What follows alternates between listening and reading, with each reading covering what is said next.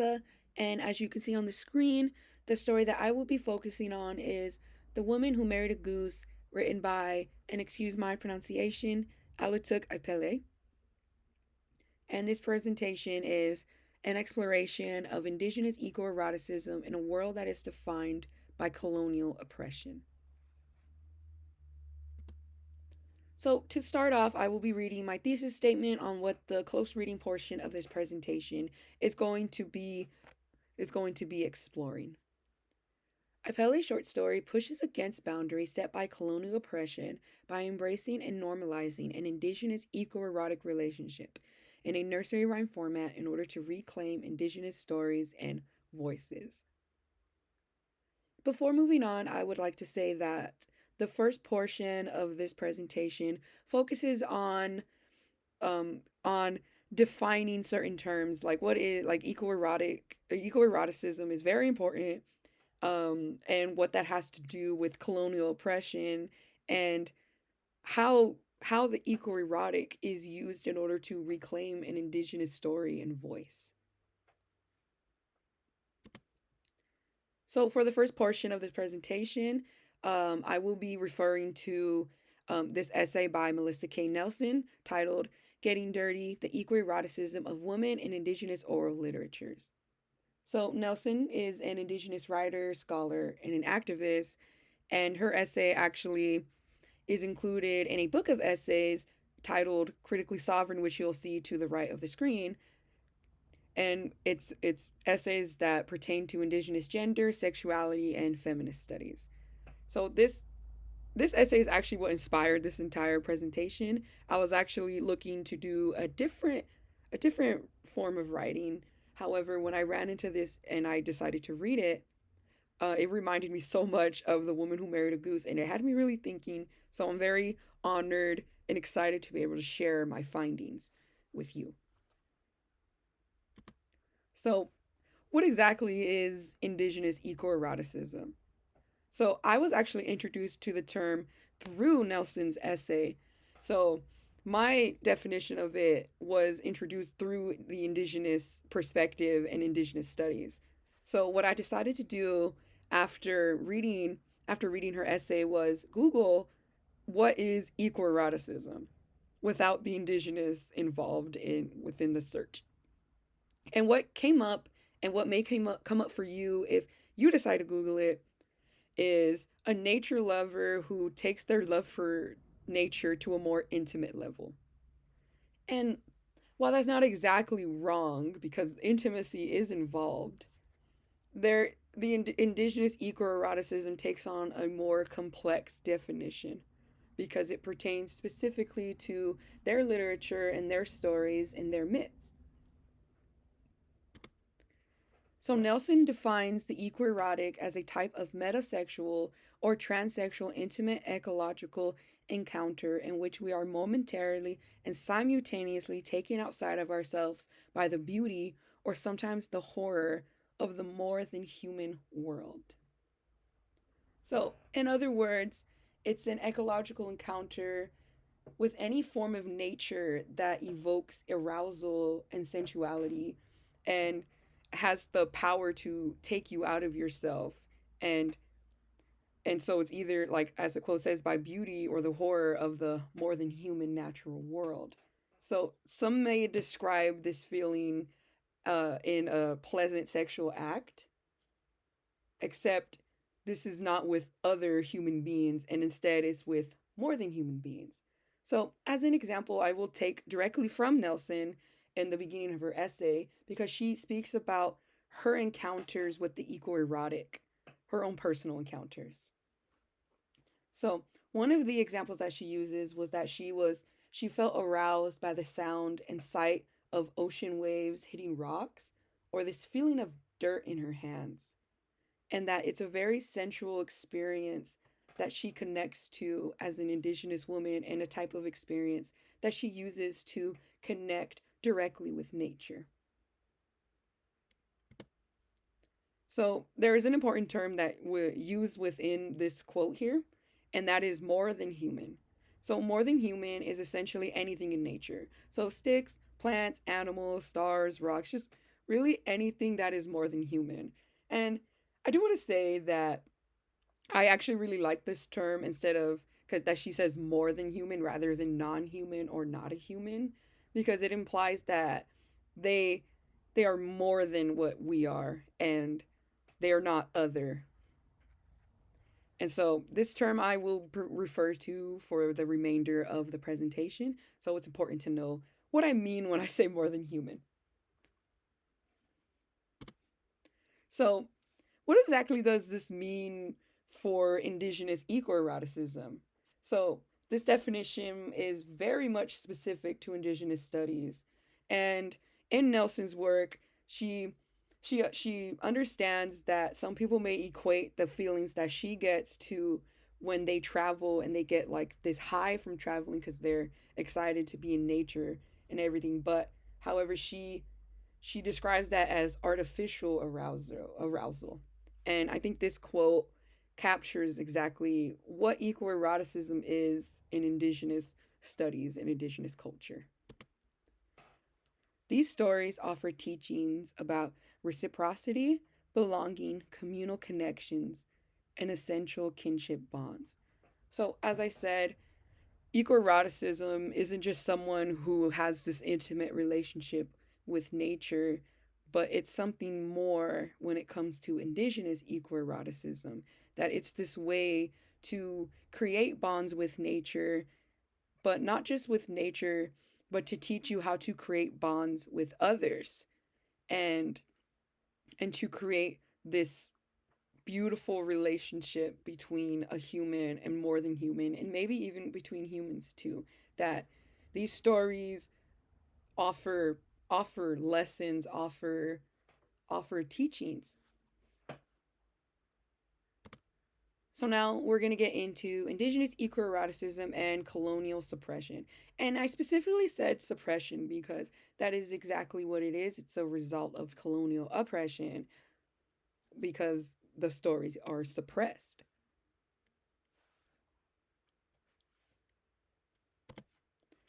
So now we're going to read this quote. Tragically, these beautiful stories of embodied connection have been demonized and silenced by patriarchal, colonial, and Judeo Christian ideologies, and these rich ecoerotic experiences have been suppressed.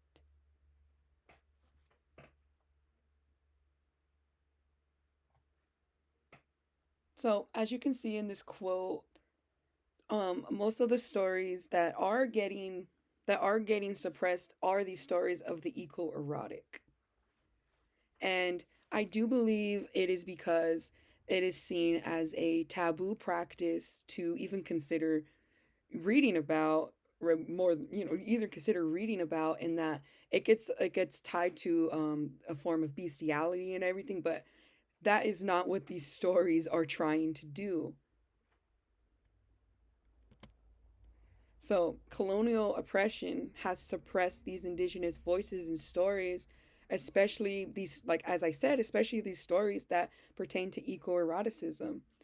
And I would like to give an example of my own reaction to being, before I read Nelson's essay, when I just read The Woman Who Married a Goose.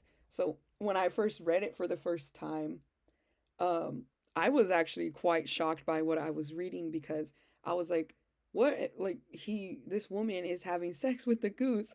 And so that was all that really I thought about after I read it. And then when I read Nelson's essay and I learned about all this, it changed into something more, that I understood what this story was trying to do and why this story existed. And the what I also learned is that this story is not the first. So there's other stories that Nelson analyzes within her works, and I do recommend reading them.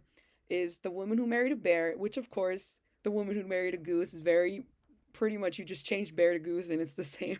It's the same concept. Then we have Star Husband and then Stick Husband. So as we can see, there are numerous stories that involve female presenting characters in these intimate and romantic relationships with the more than human. So by exploring the ecoerotic today in indigenous literature is a means to push against the colonial boundaries by reclaiming these indigenous identities and the voice that was taken away from them. So, this implies that the exploration of the ecoerotic in indigenous stories and studies is the way to push against the boundaries of the not normal, quote unquote, not normal relationships between the human and the more than human. As I said, it's a way to reclaim their voice and reclaim a part of who they are that was taken away from them due to colonial suppression. And and something that Nelson mentions within her essay as a way to push against these boundaries is something that she refers to as the contact zone. So, the contact zone, in her words, is a messy, visceral, ecoerotic, boundary crossing entanglement of difference that can engender empathy and kinship in a lived environmental ethic. So, this this is a space where these boundaries are purposely crossed, and they are crossed with love and care and sensuality and intimacy, as we will see in The Woman Who Married a Goose. And I think one of the most important parts within this is that it's empathy and kinship and a lived environmental ethic. So these stories aren't meant to tell you to go out and marry a goose essentially, but it's these stories, like every story, is just trying to teach you something and teach you about the your relationship within more than human, with anything in nature, and that when you embrace these stories, it become if you embrace these stories, then you embrace nature, and and you're able just to create that connection and gain empathy and kinship and a new environmental ethic that must be bigger than what it was before. So now we are entering the second part of the presentation, where we talk about The Woman Who Married a Goose. Here we go. So this slide mostly just summarizes the story, and there are some important key points here too that I will bring up. So, The Woman Who Married a Goose is a story told from an indigenous male voice witnessing the mating ritual between a woman, the human, and a male goose, the more than human, and learning of the romance that budded between them and brought them together. So, in other words, the way that I read it after learning about the contact zone is that the speaker, or the narrator, if you will, and therefore the reader, are encountering this contact zone and reacting to this contact zone. It's like the contact zone in itself is the ecoerotic within this story. Another important aspect of this story is the setting. So the opening line of the story is an Arctic world where desperation drove both human and animals to extremes. So essentially, this is a place where violence is expected, but rather than encountering violence, the narrator rather encounters a more intimate act. That this is a world where not only its people were driven to violence or had violence acted upon them, but so has the land, and that has drastically changed that relationship, so that someone who goes there will expect something violent, but instead they just witness something like a woman having sex with a goose. And then we have our characters. I already mentioned the narrator or the speaker. And excuse my pronunciation again, but Ugangi, the woman, and Nuliakangi, the goose. And I believe that the woman refers to the woman without a husband, and then the goose is the man without a wife.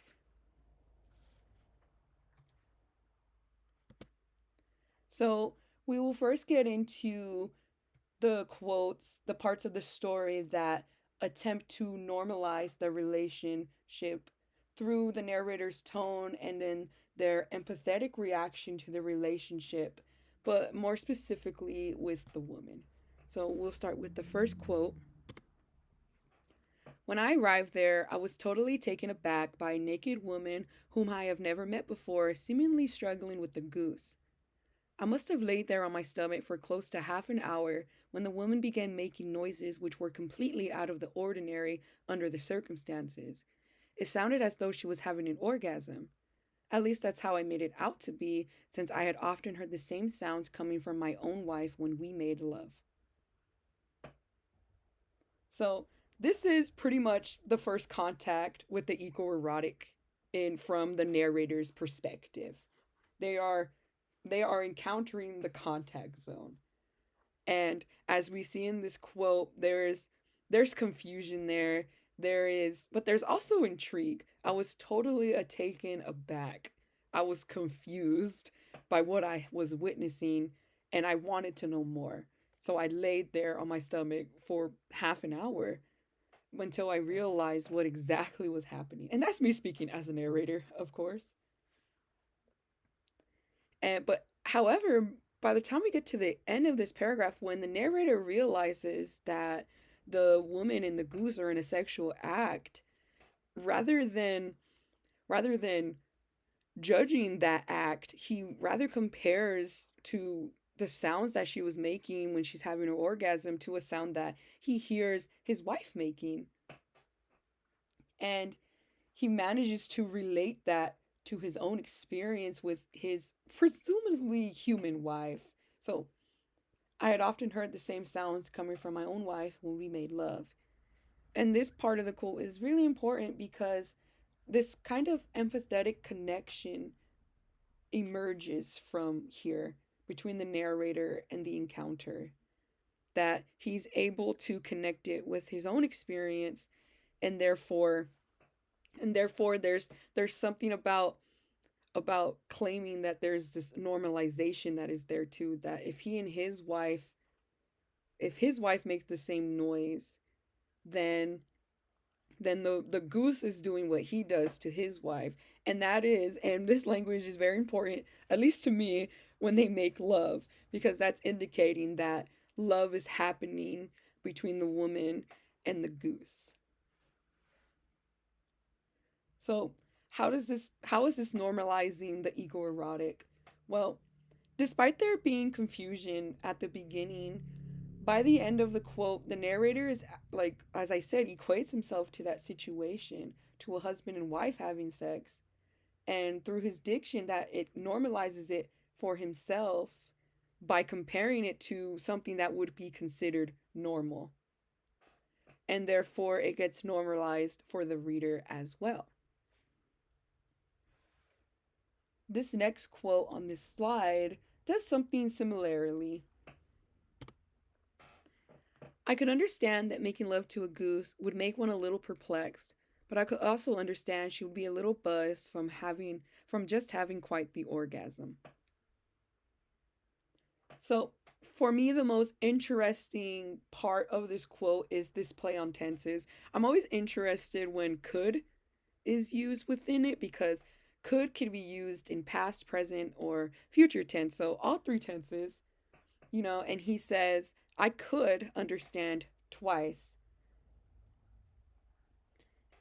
So this indicates that this narrator is at this point of understanding that while the situation may be confusing for others, or maybe for him or for the reader, um, for the reader, he rather he he rather in the end normalizes it by saying, I understand that this is all confusing, but I also can understand that she just had an orgasm and she's a little buzzed, that she doesn't want to talk and she doesn't, you know. So this encounter essentially becomes normalized by ending on such a note. And that is the most empathetic part between these two quotes. And I think within this story, there's understanding there, and this contact zone is thus reached because empathy was empathy was created and empathy was possible, that there's no judgment between there, that the only concern is that she was buzzed from having just quite the orgasm, essentially, because he wants to talk to her to understand. So now we will be talking about how the text embraces the ecoerotic. So by normalizing the experience, embracing and accepting the ecoerotic is not going to be far to follow. So in the following quote, the narrator is able to hear the woman in the goose's story of how they met. And I will read it. I was able to coax her into explaining who she was and where she came from. Apparently, she had become a social cast off from her camp, disowned even by her family. It so happened that, as the goose had related to her, he was also a cast off from the flock. Over time, the two had become great friends. It got to the point where they became quite intimate and were soon constant lovers. The only problem was that the goose had to leave every autumn in order to survive. It was a little surreal listening to Oigangi, but made perfect sense that they would have gotten together and married under the circumstances. This quote is reminiscent of a romance story, or the beginnings of a romance story, at least when you get, at least in the first part of it, that she was a social cast off from her camp, disowned, and then the goose was also a cast off from his flock, and they were two lonely beings. And then there's also that trope of like a friends to lovers. So like I said, very reminiscent of a romance story. And it is the tone and the diction of the narrator's voice that really drives the the the normalcy that has been established from the first quotes that happened before this quote, that there's normalcy there, and the voice kind of accepts it and embraces that normalcy. So that this complete normalization is, I believe, in the part of the quote that says, the only problem was that the goose had to leave every autumn in order to survive. And I think it's such a lovely quote because it's essentially saying that the only problem that these two lovers have is that they will be separated for part of the year, rather than a kind of a kind of problem that happens when there's that may happen in an interspecies relationship.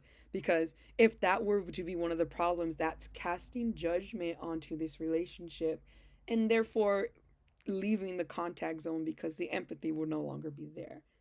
And it's important that the only problem was that, and that the narrator says this, because that's not what the text is trying to do. The text is the text is rather pushing this normalization of the equerotic, and thus embracing it, and pushing against such boundaries set by the colonial standard, because this story is a modern one, and to have this story be out there is very impressive, and maybe a little odd, like I mentioned, but still there. And so we get to the ending of this quote, and this ending, and getting back to like embracing and acceptance, the ending of this quote is pure acceptance of the relationship. It made perfect sense that they would have gotten together and married under the circumstances. Perfect is the key word here, because it indicates that they were made for each other, and that the story couldn't have ended any other way when these two, the human and the more than human, who were cast off from their flock, from their families, were able to find each other and come together like this. Into the genre and what that means for the normalization and the embracing of the ecoerotic, pushing against boundaries that were set by colonial suppression. So this story, I think, can be considered a nursery rhyme, and nursery rhymes are traditional stories that are meant for children. And more importantly, most nursery rhymes are meant to teach children a valuable lesson. However, some may serve as a warning to children. And what's interesting about The Woman Who Married a Goose is that it can be read as a play on the nursery rhyme, except for an older audience, and try not just an older audience, but perhaps a post colonial audience, in order to learn how these stories, that the ecoerotic is actually something that is normal, that especially in indigenous stories and myths, and that they're meant to they're meant to teach you to not just embrace the ecoerotic, but to embrace nature in general and find that connection with them. So I basically said what the lesson was, but we'll still get into it. So, as Nelson states, that these are stories that have been around for a long time in indigenous literature and stories and within their myths, and that these stories have been suppressed in a post colonial world, that Eurocentric perspectives see them as something that is wrong, as I've stated, and therefore not normal, quote unquote. However, stories like The Woman Who Married a Goose, Star Husband, Stick Husband, that there are all these stories that purposely normalize and show these empathetic connections that are possible between the human and the more than human. And as we have discovered, it's teaching to embrace the ecoerotic of their relationship in this story, because it has been erased by colonial suppression of native voices. So by telling this stories today, it's a very powerful message that the voices are still being suppressed, they're but they're still here, and they're still available for you to read, and they're available for you to understand. You don't have to be like me reading it for the first time, being kind of horrified by what I just read, and not horrified, confused mostly. But then I went out of my way to learn more about it and to understand, and I'm left with this feeling of of the normalization of the ecoerotic within indigenous literatures. And the ecoerotic also shows up in a lot of other genres too, like fantasy or some romantic books, where they push that boundary of the contact zone. And again, interesting enough, it is always a human woman or a female presenting character and a male presenting monster, bear, anything really. And I do think that has a lot to say, that those stories are more accepted today rather than a story like The Woman Who Married a Goose. But that is a presentation for another time. And so, going back to The Woman Who Married a Goose, his voice is strong throughout the story. And what he learns about the ecoerotic, the readers learn, thus pushing against those boundaries and kind of threatening them too, that were created in a post colonial setting. Like I said, it helped me understand that there is this boundary there, and this story is pushing against it. And so, for to leave off, I would love to read the final quote of this story. That was the incredible story of Ugangi, the woman who married the goose called Nulia Gangi. And I just think that ending it on this, as this, saying it was incredible, kind of makes it legendary, that this story, although there are other stories before it, it is still a one of a kind story of the ecoerotic, and something that is meant to be read and meant to be taught, and something that somebody can learn from.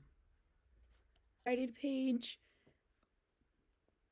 for giving me your time. I know this video probably lasted quite a while, but I was very passionate about the text and what can be learned from it and all the new things that I learned. Thank you.